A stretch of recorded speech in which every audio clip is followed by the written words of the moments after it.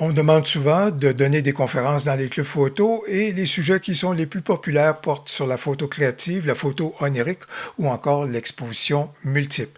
Lorsqu'il est question de photo onirique, l'une de mes références que je partage en début de conférence est le travail remarquable de la photographe américaine Roxanne Bush Overton, qui applique avec brio la technique du mouvement intentionnel du boîtier Intentional Camera Movement. C'est un rendu graphique que j'adore et aujourd'hui, profitant des outils créatifs qu'on retrouve dans On1 Photora 2026, je veux partager avec vous comment on est capable de créer donc un rendu à la Roxanne Bush Overton. Eh bien, voilà donc ce qu'on examine maintenant.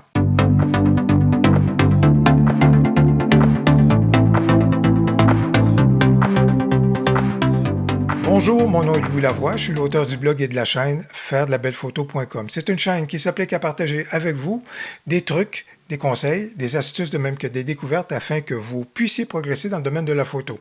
Si vous aimez des vidéos comme celle-ci, n'hésitez donc pas à cliquer sur j'aime et surtout, n'hésitez pas à vous abonner. Un mot pour vous dire, si vous ne le saviez déjà, que la période de promotion du Vendredi fou est déjà amorcée et vous allez retrouver dans le descriptif de la vidéo un lien pour vous permettre de mieux connaître On1 Photora, bien sûr, mais également les prix promo qui sont en cours actuellement. Et surtout, n'hésitez pas à profiter de mon code promo pour rajouter à ce moment-là aux économies que vous êtes en mesure de faire.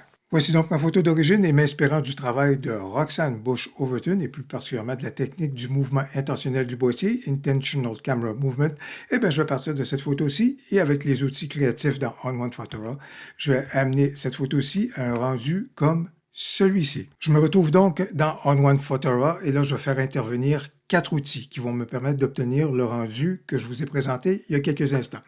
Le premier outil, et le premier filtre, c'est celui qui va me permettre de créer l'illusion du mouvement intentionnel du boîtier. Habituellement, je le fais à la prise de vue, mais dans ce cas-ci, ça n'a pas été le cas. Mais si je veux simuler justement un mouvement volontaire du boîtier, je vais me tourner vers le nouveau filtre qui vient d'apparaître dans l'édition 2026, et c'est le filtre qui s'appelle Mouvement.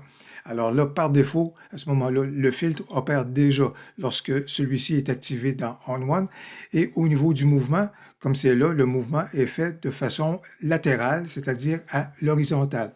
Moi, ce n'est pas le mouvement qui m'intéresse. Je veux davantage que le mouvement se fasse à la verticale. Alors, c'est pour ça que je ramène l'angle comme ça ici et je veux amplifier à ce moment-là le mouvement jusqu'à un rendu qui va être à peu près comme celui-ci. Ça me convient très bien. On a une belle fonction juste ici qui va nous être très utile et c'est la fonction qui est juste là de protéger, si vous voulez, une portion de l'image de l'effet du filtre. Et dans ce cas-ci, je vais lui dire que je veux protéger le sujet, donc le voilier, du mouvement. Alors voilà donc la protection qui est faite et ça ici, c'est une analyse qui a été faite par l'intelligence artificielle. Sauf que dans ce cas ici, moi, je veux atténuer cette protection-là et je veux davantage révéler de détails, si vous voulez, au niveau du voilier. Comment faire?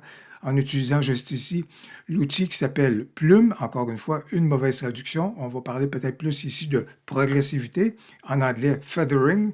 Et là, je vais utiliser le curseur pour justement, si vous voulez, travailler le rendu au niveau justement, si vous voulez, du mouvement qui a été apporté. Et là, vous voyez qu'on découvre un peu plus de détails au sujet du sujet, sans toutefois, si vous voulez, annuler complètement l'effet donc apporté au niveau du mouvement. Alors ça ici, jusqu'à maintenant, ça me plaît très bien et je vais être en mesure, et là, je vais profiter justement, si vous voulez, pendant quelques instants, je vais venir apporter certaines corrections, dont celle-ci, justement, avec le mouvement qui a été apporté, certains éléments qui m'intéressent moins dans ma photo, je vais pouvoir les corriger donc avec la gomme. J'ai apporté certaines corrections et j'ai gommé certains endroits donc dans ma photo. La deuxième chose que je veux apporter, si vous voulez, c'est augmenter le look et le rendu un peu éthéré. Comment est-ce que je vais utiliser cela? Toujours en m'inspirant, si vous voulez, d'un référentiel à la Roxanne Bush Overton, qui bénéficie souvent des brumes qu'on retrouve dans la baie de San Francisco. Alors pourquoi ne pas nous rajouter justement un peu de brume? Et à ce moment-là, je vais me tourner vers le filtre que j'apprécie beaucoup, qui est le filtre météo. Et là, ce que je veux apporter, c'est de la brume à ce moment-là. Alors, c'est donc une brume qui est comme là, qui est comme celle-là. Et je vous dirais, contrairement à d'autres logiciels où est-ce qu'on doit créer des masques à ce moment-là, il y a des pré-réglages qui sont très intéressants juste ici dans On-One parce qu'on peut venir lui dire où est-ce qu'on veut localiser notre brume. Et moi, dans mon cas, je veux amener ma brume plus particulièrement dans le bas de la photo. Voilà pourquoi, à ce moment-là, je vais me tourner vers quelque chose qui va être un peu plus un rendu qui est juste ici jusqu'à mi-parcours de ma photo. Et là, ça va être, si vous voulez, j'augmente la brume qui est plus particulièrement présente juste ici. C'est un peu trop prononcé à mon goût. Voilà pourquoi je vais atténuer le tout jusqu'à un certain point, comme ça ici. Mais pour vous, comme vous pouvez le constater, ça fait juste augmenter, si vous voulez, le rendu un peu éthéré de la photo. Le troisième outil qu'on peut faire intervenir, c'est celui qui nous permet d'apporter de beaux coloris, à l'instar de Roxanne Bush-Overton dans ses photos, de beaux coloris dans notre photo. Vraiment des teintes là, qui pourraient être magenta, lever de soleil, etc. Là. Vraiment, on est capable de s'éclater à partir du mouvement qu'on a pris de telle liberté avec notre photo. Et un des bons outils pour ce faire, il y en a plusieurs, que ce soit ancien, antique, etc., ou encore les processus croisés, mais je vous dirais, dans ce cas ici, surtout pour aller dans le sens du travail de Roxanne Bush-Overton, tonalité partagée, juste ici. Et il y a déjà des pré-réglages et des combinaisons de coloris qui vous sont proposés. C'est très intéressant. Et là, à ce moment-là, vous êtes en mesure de regarder des choix. Regardez dans ce cas-ci, je vais juste survoler les possibilités, mais regardez l'effet au niveau donc de la photo, comme par exemple, ça ici, ce serait très intéressant. Cool, voilà, donné. Ça ici, tout ça, tout ça. Et vraiment, si on veut aller dans le sens de Roxanne Bush-Overton, des fois, des coloris comme ça ici, elle n'hésite pas à aller vers des teintes magenta. Alors ça peut être drôlement sympathique, encore là ici ou encore ça ici. Alors si vous voulez justement apporter des coloris et en rester là, je pense que ici, tonalité partagée, c'est vraiment un outil qui va bien vous servir. Mais moi, j'en ai un autre à vous proposer. Et là, on va devenir encore plus créatif et encore plus audacieux. L'autre hypothèse que j'ai à vous proposer, et c'est celle qui me plaît, parce que je suis du parti qu'une fois que je clique pour prendre une photo, ce n'est qu'un point de départ. Je récolte de la matière et par la suite, je vais manipuler celle-ci pour aller dans le sens que je souhaite. Alors c'est pour ça que je n'hésite pas et j'ai aucune réserve à prendre certaines libertés avec mes photos. Et dans ce cas-ci, si je veux y aller de façon encore plus prononcée et modifier le rendu de ma photo, encore une fois, pour créer davantage de beaux coloris, pourquoi ne pas changer le ciel avec l'outil donc en question dans On-One Photora, qui est donc l'outil pour changer le ciel qu'on retrouve juste ici, donc dans les onglets. Et je vais donc activer l'outil en question et avec le choix de ciel à ce moment-là que j'ai pu faire. Alors voilà donc le rendu que j'ai. Et ce que je trouve formidable quand même au niveau de On-One Photora, non seulement bien sûr au niveau du changement du ciel, mais c'est que la modification tient compte du rendu que j'ai apporté à ma photo jusque-là. C'est-à-dire qu'il tient compte du fait que j'ai un mouvement volontaire, si vous voulez, du boîtier, donc au niveau du rendu de ma photo, et donc le ciel n'a pas été apporté avec précision et netteté, bien au contraire, ça va dans le sens donc du rendu de la photo jusqu'à maintenant.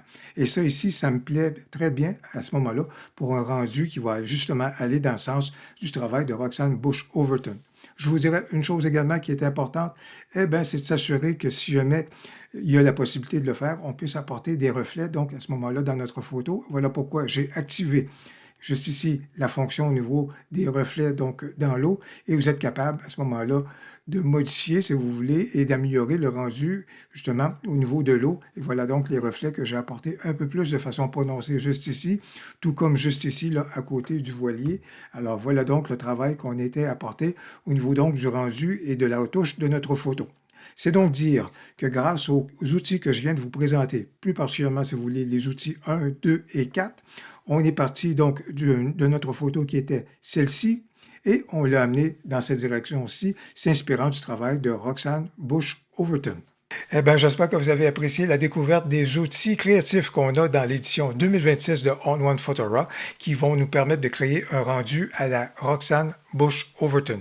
Si vous avez apprécié la vidéo, n'hésitez donc pas à cliquer sur j'aime et surtout, n'hésitez pas à commenter. J'ai bien hâte de vous lire.